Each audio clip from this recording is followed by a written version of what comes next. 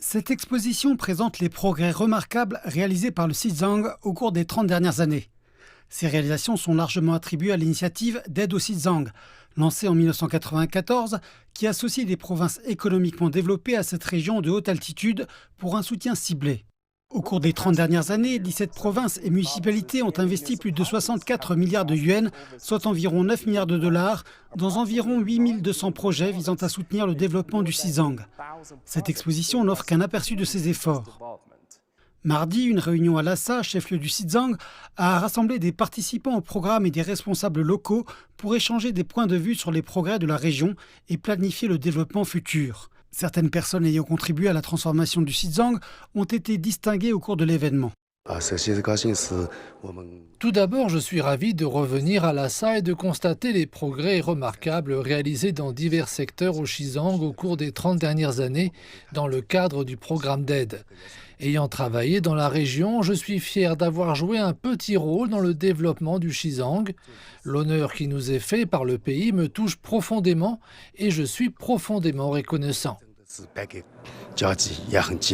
Parmi les nombreux projets qui soutiennent les moyens de subsistance, l'éducation, les soins de santé et le développement industriel, ce complexe agricole à Lhasa se distingue. Soutenu à la fois par le gouvernement central et la province du Jiangsu dans l'est de la Chine, le parc de démonstration agricole intègre l'agriculture moderne au tourisme et à l'enseignement des sciences, devenant ainsi une attraction populaire dans la ville. Traditionnellement, seules quelques cultures, principalement l'orge et le blé des hautes terres, peuvent être cultivées dans le Xizang.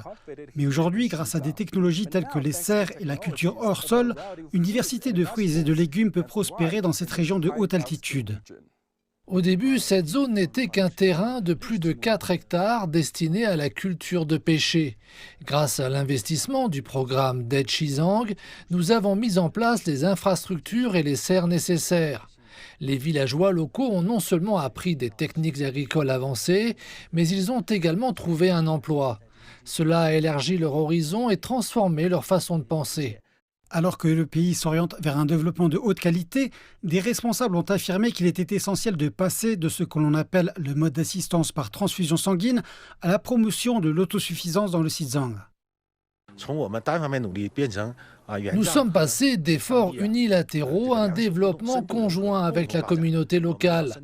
Notre objectif est d'intégrer profondément le développement industriel à l'innovation technologique en profitant de la technologie pour faire progresser le développement du Xizang et encourager l'établissement d'entreprises et d'industries dotées de capacités de production avancées.